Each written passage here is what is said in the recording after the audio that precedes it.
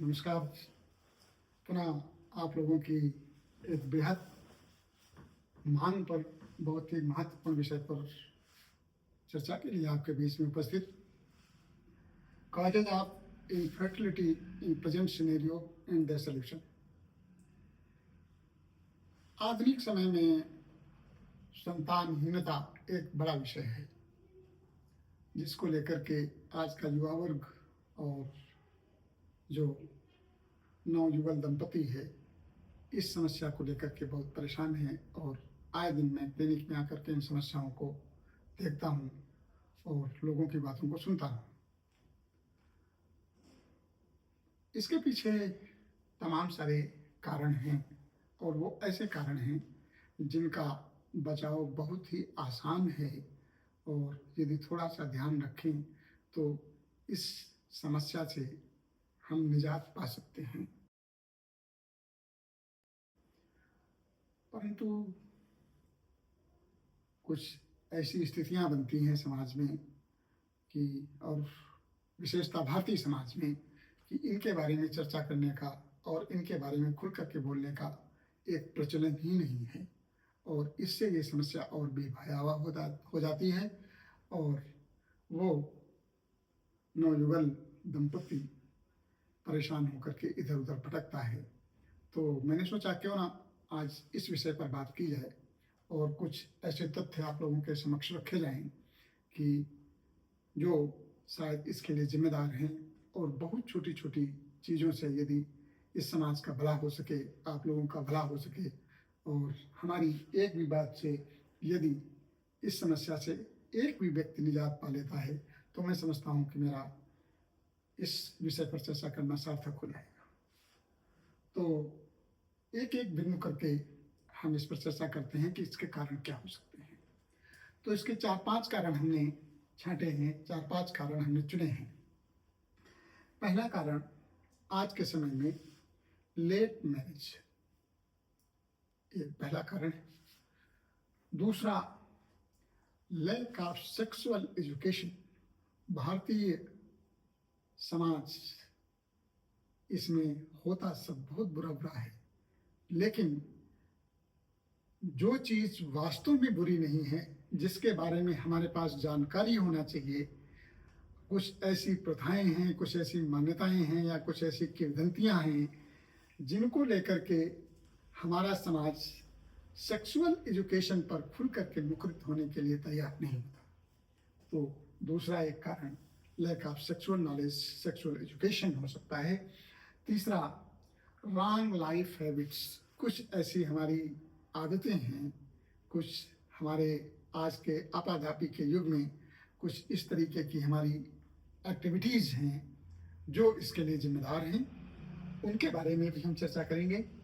और चौथा कि आज का ये भौतिकता का युग, ये मेटेरियलिस्टिक युग, जहाँ पर लोगों ने अपने सपने बहुत बड़े बड़े पाल रखे हैं और उनकी आवश्यकताओं की जो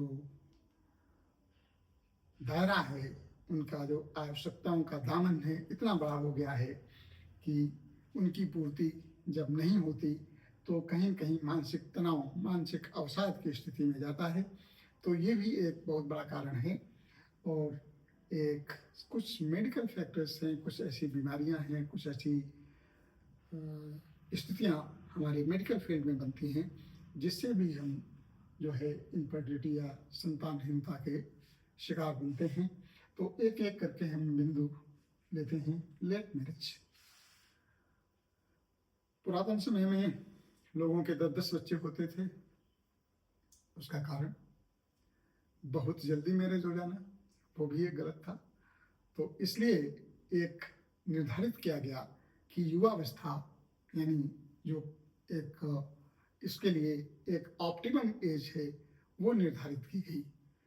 तो लेकिन समाज में प्रायः होता यह है कि आज का भारतीय एजुकेशन सिस्टम या फिर उसको अपने करियर बनाने की चिंता या किसी भी तरीके से उसके इस्टेब्लिशमेंट की समस्या कि अभी हम अपने आप को इस्टेब्लिश नहीं कर पाए हैं, कुछ ऐसी समस्याएं हैं या फिर और तमाम सारी कुछ सामाजिक गतिविधियां हैं, इन समस्याओं की वजह से जो मैरिज है ये अक्सर मैंने देखा है कि लेट होती है कि, और हमारी जो बायोलॉजिकल साइकिल है बॉडी की, इसके हिसाब से कि आफ्टर 30 जो ऑप्टिमम एज है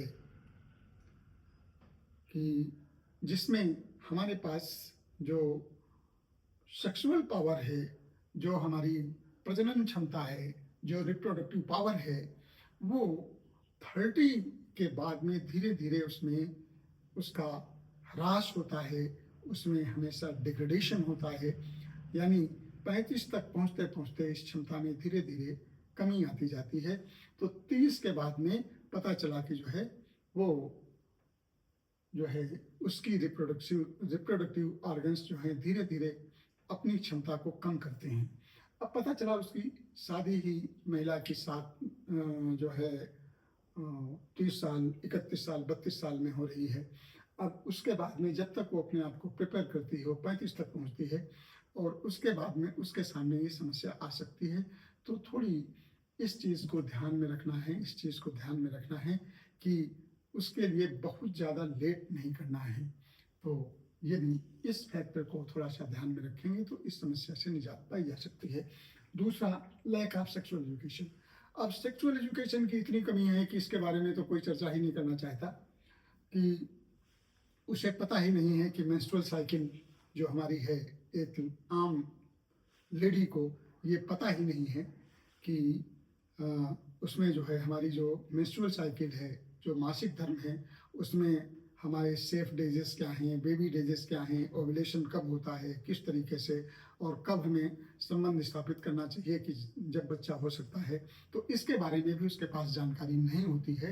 यदि इसकी जानकारी होगी तो शायद हम इस समस्या से निपट सकते हैं, ये समस्या हमारे सामने नहीं आएगी। और रॉन्ग लाइफ हैबिट्स, कुछ ऐसी आदतें हैं जिसकी वजह से भी एक बड़ा फैक्टर है, इसकी वजह से भी हम इस समस्या के शिकार होते हैं। कौन सी आदतें हैं? नशा। यानी हर आज तीसरा व्यक्ति तंबाकू का सेवन, वेल एक्सेप्टेड सोसाइटी में वेल एक्सेप्टेड नशा, कि जिसको समाज एक्सेप्ट करता है कि यदि वो तंबाकू खाता है, यदि वो पान खाता है, सिगरेट पीता है, तो उसको नशा नहीं माना जाता, उसको सोसाइटी में जगह है। जबकि ऐसा नहीं होना। सबसे खतरनाक नशा, यानी एजुकेशन होने के बावजूद, इतनी शिक्षा होने के बावजूद, एक ऐसा नशा जिसको समाज ने मान्यता दे रखी है।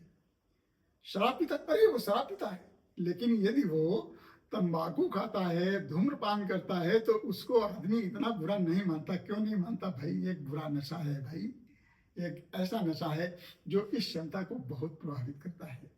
तो एक तो तंबाकू और शराब का जो सेवन है, किसी भी तरीके का नशा, लेकिन तंबाकू जिसमें हम बार बार इस फैक्टर को उठा रहे हैं, यदि इसका सेवन जो है व्यक्ति के पास है तो वो संतानहीनता का शिकार हो सकता है। इस चीज़ को ध्यान में रखना है।